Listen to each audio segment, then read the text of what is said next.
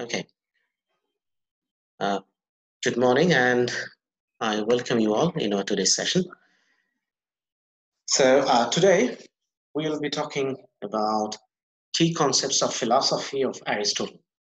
So far we have already discussed Aristotle's life in brief. Briefly, we discussed about it and also some of the philosophical concepts. But here, very much categorically, we are going to see, we are going to learn about his philosophy. Even if it is not possible to cover all, but we will try to cover very few today, and in our next lecture we'll try to complete the whole session. So here you can see the title, as I've already mentioned, that we're going to talk about some key concepts of Aristotle's philosophy. Okay, let's move on to the next slide.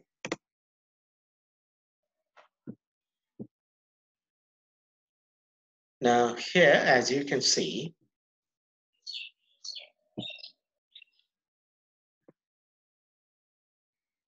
now already we have to know that Aristotle was an ancient Greek philosopher who contributed to the foundation of both symbolic logic and scientific thinking in Western philosophy. So he discussed about the symbolic logic. That means you can say that he established the part of the philosophy that we call logic. And then also the scientific thinking in Western philosophy.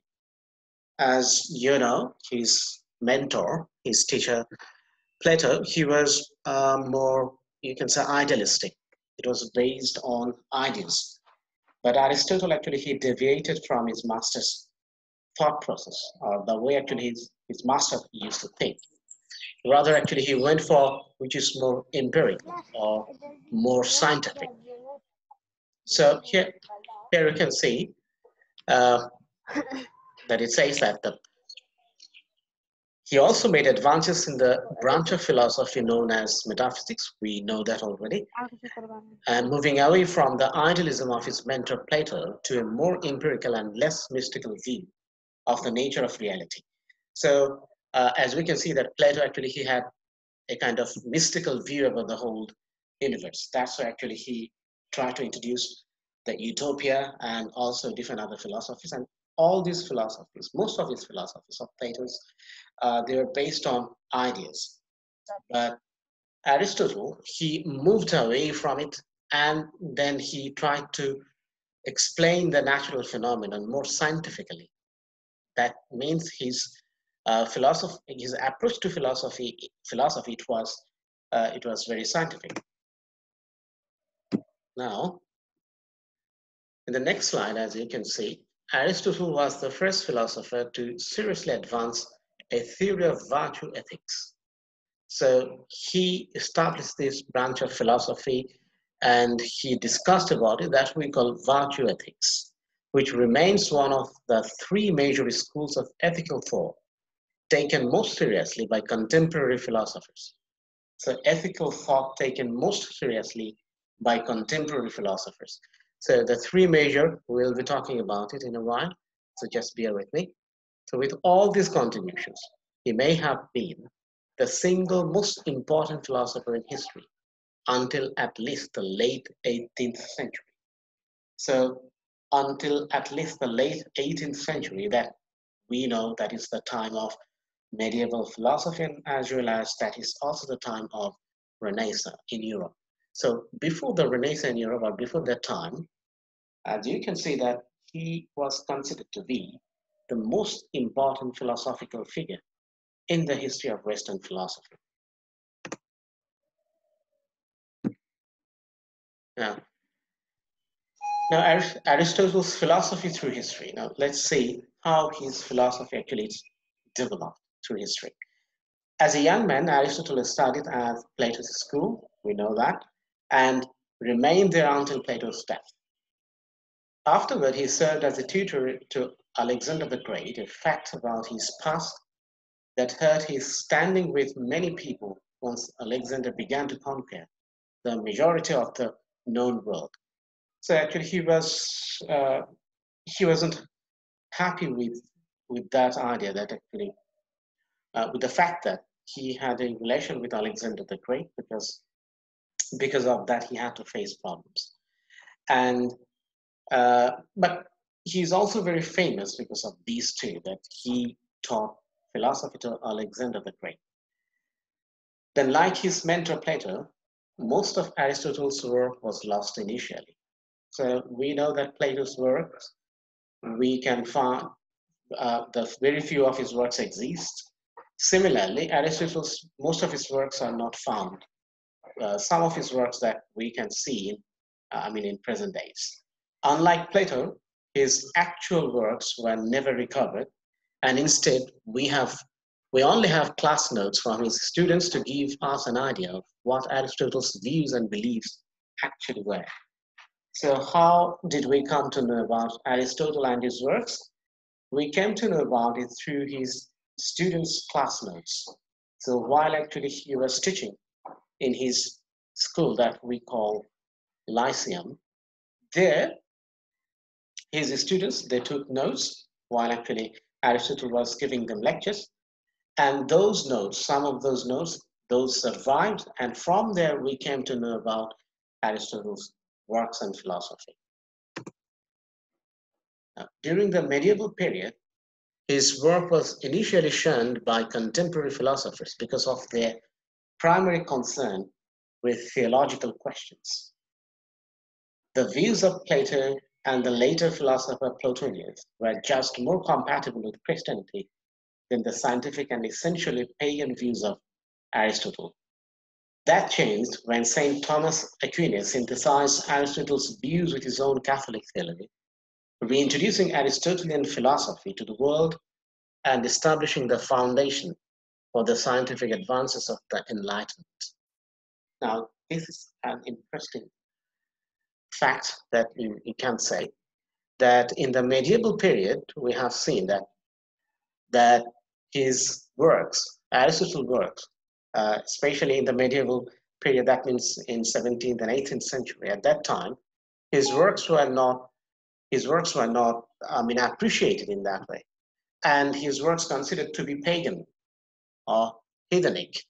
That means they were not compatible people actually who were in the church or theologians at that time. They thought that Aristotle's philosophy, his works, they are not compatible with the Christian theology. And because of that, in the Christian theology and also in the Christianity, you can find that he was less popular at that time, Aristotle.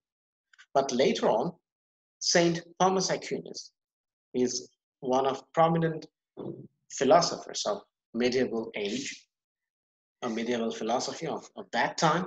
He reintroduced Aristotle in a different way and quite scientific way. He tried to explain theological texts with the help of Aristotelian scientific approach to philosophy. So when he introduced Aristotle in a new way to the Catholic theology, and he explained Catholic theology with the help of Aristotle's philosophy and science, then people, they found it interesting and they started liking Aristotle's works because they started exploring Aristotle's works from a different perspective. And Thomas Aquinas, Saint Thomas Aquinas, he actually did it. So he reintroduced Aristotle in the European countries at that time and also his works.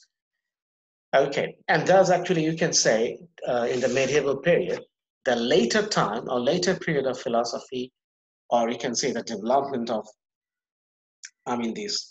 this philosophy at that time that we call Enlightenment, it was advanced with the help of Aristotle's scientific approach to philosophy because he used logic and he also his metaphysics, his logics, his ethics, they're quite scientific and empirical.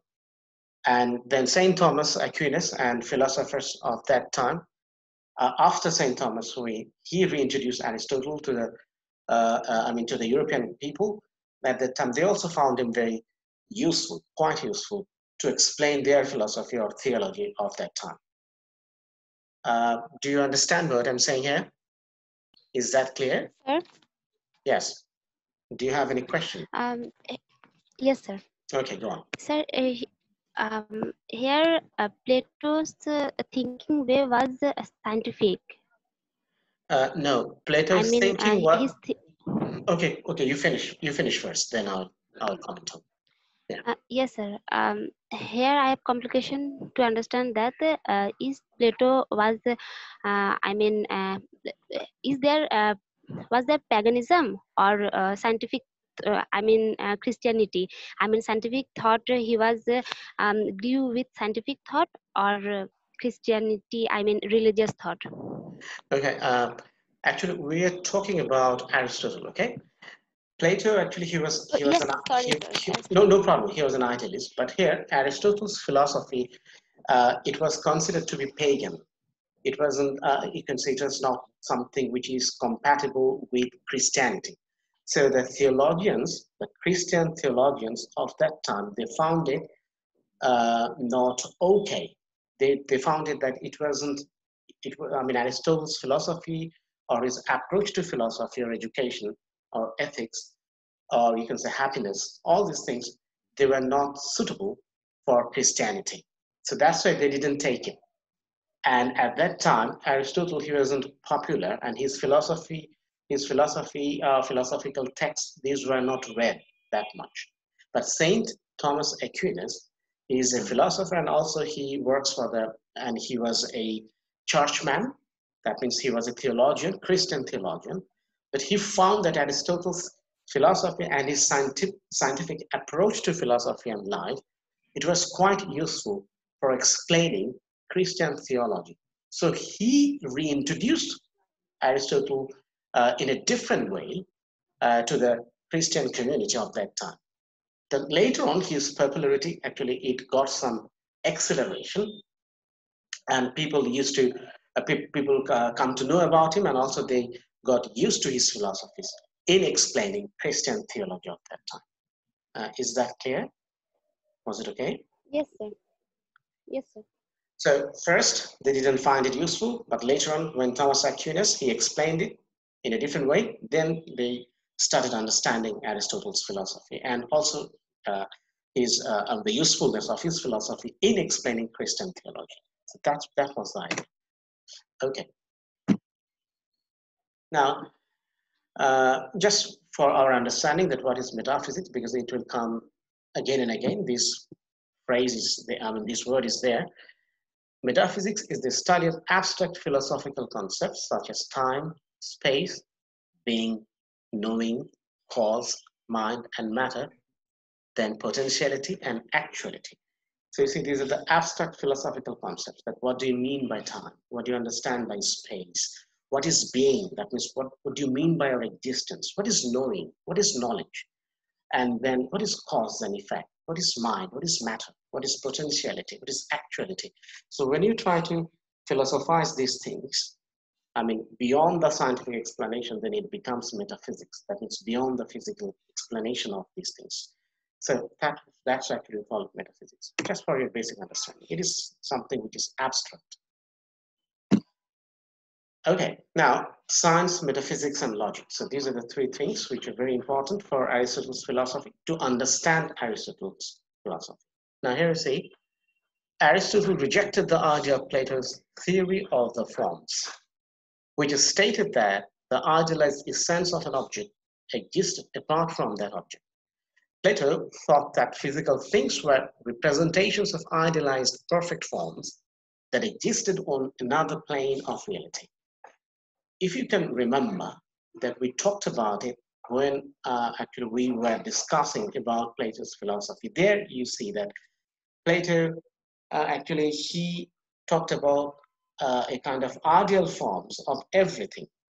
So there is an ideal form and it's a different world. It's not a real world, it's somewhere else. And in that world, we find the ideal substance or essence of any object. And then in this world of reality that we deem as reality, in that world, we only copy that thing. So there is archetype and there is prototype. So archetype is the original form and prototype is that we copy the archetype and then we try to copy it again and again and again. But Aristotle actually, he rejected this idea, Plato's theory of forms. He didn't go for it. So he had his own idea of forms. as Plato had his idea of forms, is that form is there is a true form of all the things is somewhere else, that is the archetype in another world, and in this world, whatever actually we try to create, that is the copy of the original one. Okay, so he didn't buy it. Aristotle actually didn't buy this concept of his teacher or master. Now, Aristotle thought that then what was his idea of form? Let's say Aristotle thought that the essence of an object existed with the thing itself. In this way, he also rejected the idea of a soul that existed outside of the physical body. Instead, he believed that human consciousness resided completely with the physical form. Aristotle thought simply that the best way to gain knowledge was through natural philosophy, which is what we would now call science. Now, why actually his approach is very scientific or empirical, we'll come to know about it from this very paragraph. Now, try to focus on it. What does it say? Aristotle thought that the essence of an object existed with the thing itself. Plato said that the original form is somewhere else. We can only copy that and then we imitate. So it's an imitation of the original one.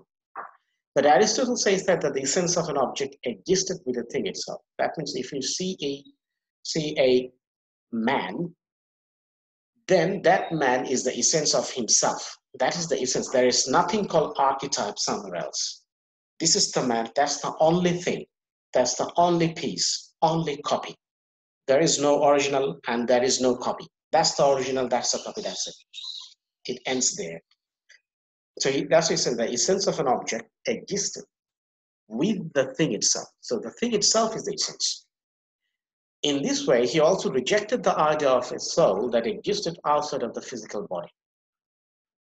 Now, there is a controversy that whether the body and soul, whether they are two different entities or they are the same. Some people, they say that they're inseparable. That means the soul and body, this physical structure of our body, this physics, that is inseparable. We cannot separate them. And some say that no, soul is a different entity and body is a different entity. Though they are staying together, without soul, the body doesn't have any meaning. And without body, the soul cannot exist individually. So they are inseparable. Now here, Aristotle says that the soul that existed outside of the physical body is not possible. He rejected that. He said that soul is in the body and that's it. So without body, the existence of soul, you cannot say that there is a soul. You cannot say that. So instead, he believed that human consciousness resided completely with the physical form. Human consciousness, that means as we are human and we are conscious about that we are human. This human consciousness that we exist, it completely resides within the physical form, with this physical form. Okay, so we have a physical form and our consciousness is there and we are conscious about it that yes, our soul is there and we are a living soul or living being, that's it. Aristotle thought simply that the best way to gain knowledge was through natural philosophy, which is what we would now call science. So there you can see that his approach to the physical form, physical body, or this, physical phenomena, it's very much scientific. That's why you call it natural philosophy. That means it can be studied. When something gets empirical, when actually you can see that object and you can study it. So that is scientific, that is empirical. Okay, otherwise if you cannot see it, if you cannot do the anatomy, or if you cannot analyze it physically, if you cannot touch it, then it becomes metaphysical. Do you understand what I'm saying? Do you follow me, dear students? Is that Yes, clear? sir. Okay, great. So you see that his idea of soul and body, you can understand it from here. So he didn't, he didn't want to consider that the soul and the body, they are two different entities. rather they are one. Now, despite this belief, many of the theories that Aristotle put forth have not held up to the passing of time and scientific advancement. This is to his methods credit since science constantly examines hypotheses through experimentation and gradually replaces claims that cannot hold up with stronger claims. So we know that Aristotle, his approach to philosophy and nature, it was very scientific and empirical. And we know that science actually it has its own advancement. Science actually it's not static. It moves on. So with the advancement of this scientific experimentation, many of Aristotle's philosophy, they didn't hold up. They didn't hold up means people found it very unscientific and sometimes very illogical. Though at that time, when Aristotle actually he started those beliefs and he started analyzing the natural phenomena, it was very scientific at that time. But with the advancement of science itself, now his ideas, some of his ideas, those have been rejected because we found them illogical or unscientific. That means by the use of science, you cannot prove them. So when you cannot prove them, then they are not scientific. Okay.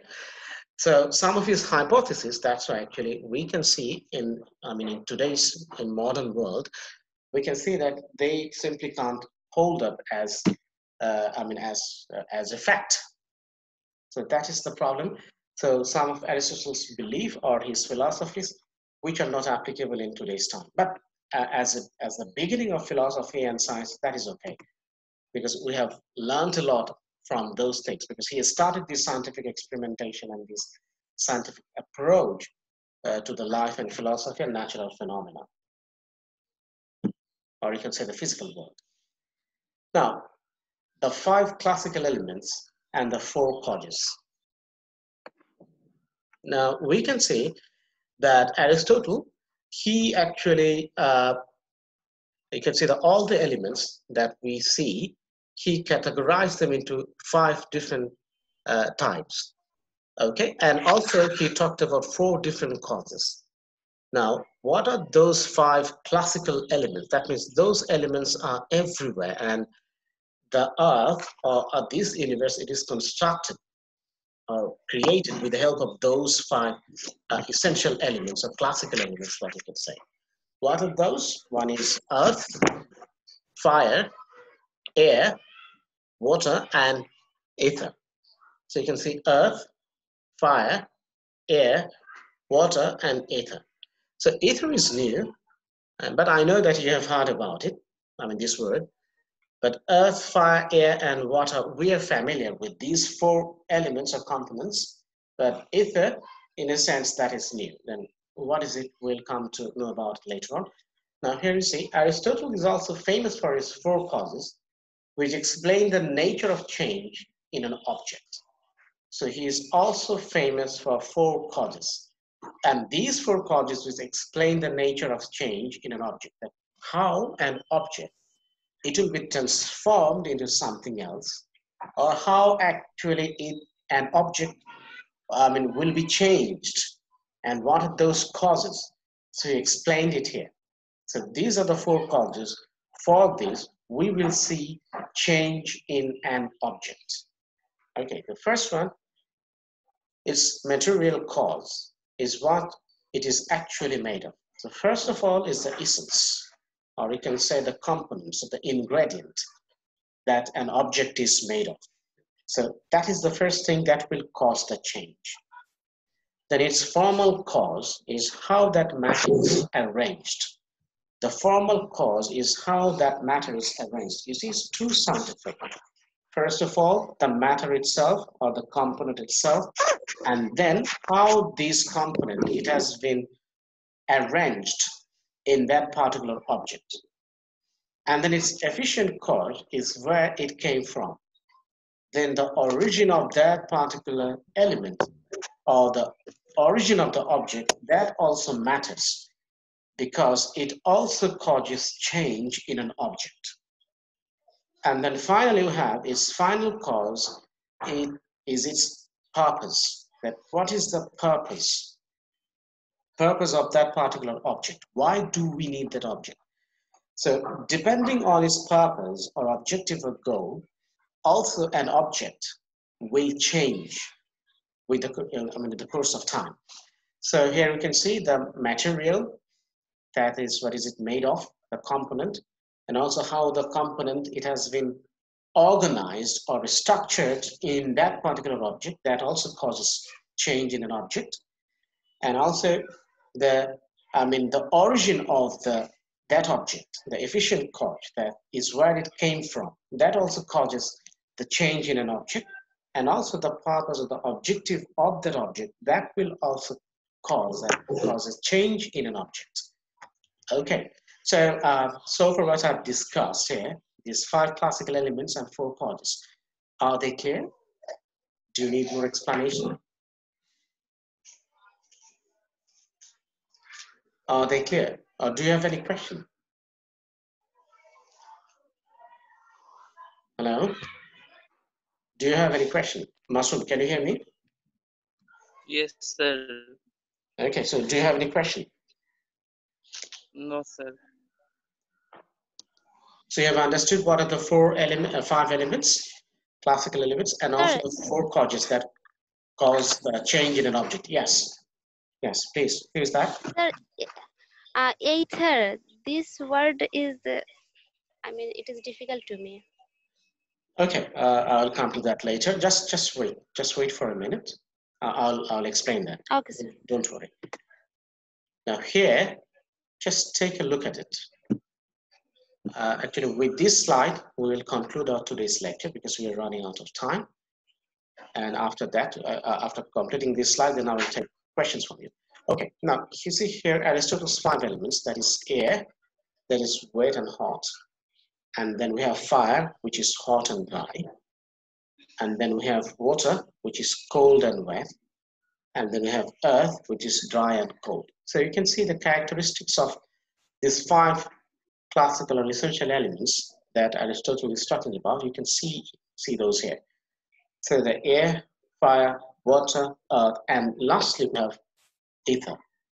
Now, ether is an element that is invisible. We cannot see it. But if I give you an example, then it will help you to understand roughly what is this ether. You can see the sound wave, or the thing that actually now we are talking and you can hear me. I'm discussing some points from Aristotle's philosophy, and you can hear me and you can listen to me. How is it happening? Because of this ether. Ether is an element in the universe. It helps to transmit the wave, the frequency. So without ether, we cannot have this communication. Because of the ether, this kind of communication is possible, that we are having network, telephone, mobile network, or we have a satellite network. So ether is a component that helps to communicate these things, to transmit all this data. So ether is a component in the air or in the universe that we cannot see, but it's there. And because of this transmission of data or this information, it is possible. Do you understand it now? What is it? Yes, sir. Okay. So I found it very logical actually when he says that yes, air is very important, fire is there, water is there, earth is there, and certainly without ether, actually our communication will be almost impossible. So it's there. It's quite amazing that at that time, Aristotle actually, he could figure it out. I don't know actually how did he do it. Maybe it was his assumption, but it's quite interesting and it's really amazing. And at this time, even some people didn't know about it, but at that time, they didn't have any, you can say, that kind of scientific advancement, or you can say advanced scientific, you can say technologies, modern technologies, they didn't have it. But still Aristotle, he could figure out that there is something else in the air, in the universe, that helps to transmit this data or communication. So he imagined it, but that was right. Okay. Now, after this, actually, I would like to conclude today's discussion because we don't have enough time. We have approximately 5 minutes. Now, if you have any question or anything, then in that case, we can discuss it. So any comments or any question? Sir, I want to clarify something. Yes, please. Here you said that the idea of body and soul, uh, Aristotle said that there is no existence of soul outside body. I mean, these two things are not individual. If the body will alive, the soul is under the body, and after that there is no existence of soul. And Plato, I mean, he said that um, body and soul are two separate part, and I mean two part, and this can't be inseparable each other. I mean, these two are I mean, body is body and part is both is important for each other. I mean, যেমন body ছাড়া আমরা I mean soul ছাড়া body জীবিত থাকবে না, তেমনি body ছাড়াও I mean I think Okay. I said it. Yeah, you're right. Look, Plato actually, he said that his idea was body and soul, they're separate entity. But for Aristotle, they're not separate entity. I mean, body and soul, they're together. So body exists because there is soul, and soul exists because there is body, which is true, which is absolutely true. It's a fact. But at the same time, you know that later on, many philosophers, they say that even if you just go through our religious scriptures, whether it's Hindu religion or Christianity or Islam or Judaism, everywhere you will find that the soul is a separate entity. Did you follow me what I'm saying? Soul is considered to be a separate entity and body is there. Because after death, what remains? Body remains. The soul, actually, it goes upward in the heaven, right? Yes, That is our belief. So if soul is not a separate entity, then how in our religion we believe that soul exists separately and then it goes away and it resides in a separate place. So after that, soul is there, soul exists, but our body, actually, it will be diminished, it will be decomposed after death. So when for example, in Hindu religion, they will burn the body. And in our religion, that is in Islam, actually, we bury the body, so there is burial. And in Christianity, also they bury the body. So different religion, they have their different rites and rituals about the dead body. So you can see after dead body is there, it will be decomposed, it will be completely rotten, and then it will get mixed with the earth. So there, after some time, like 6 months, 1 year, 2 years, 3 years, or 5 years, you will not find any existence of the dead body, but soul is there. Okay, so that is the religious belief. And even scientifically, many philosophers, they also explain that soul, in Bengali, that we call pran, I mean, it is a separate entity. That is the life. And body is a separate entity. But there are philosophers too, they think that soul and body, they're inseparable, they exist together. So we cannot separate them. So these are the things you can say very briefly about the belief of soul and body. Okay, anything else? No, sir. All right. If you don't have any more questions, then in that case, I would like to conclude today's discussion. So do you have any more question or anything else? Any opinion? Sir, 4 causes যেটা এটা clear হয়নি sir, এটা যদি একটু বলতেন। Okay, we have only 2 minutes. Okay, within these 2 minutes, I'll try to explain it. So 4 causes. You see, first one, that is the component itself. Okay. For example, how can I say? For example, plastic. So you see the plastic, it is polyethylene, or something like this. So this component itself is its existence. Okay, then how these things will be changed? Because of the very existence of the plastic itself, that will change. Because of the weather and different other reasons, so it will change. But the component itself is responsible for its own change. Then he also talked about the you can say the objective self. You can see if you take a look at the screen, the formal cause, that how these the elements of the component itself, it is arranged in the, in that particular thing. For example, we can have the shape of a bottle, a plastic bottle. So you see that this very element of the plastic, that is the first thing that will be the reason for its own change. And then secondly, the structure of the bottle. So you see, it looks like a bottle. Sometimes it's look like a bowl. Sometimes it looks like a glass. So that is the structure. So because of the different structure, we have different shapes, right? The plastic. Sir. So that is the shape. That means the arrangement of the components, or the very component, we can say here in our example, that is plastic. So that will also the reason for its own change. And then the where it came from, that means the origin of this plastic will also cause its change. And then the purpose, that why actually we are using this plastic, or the purpose of this plastic's its own existence, that will also be the reason for its change as an object. Okay, we are running out of time, so I'd like to thank you here.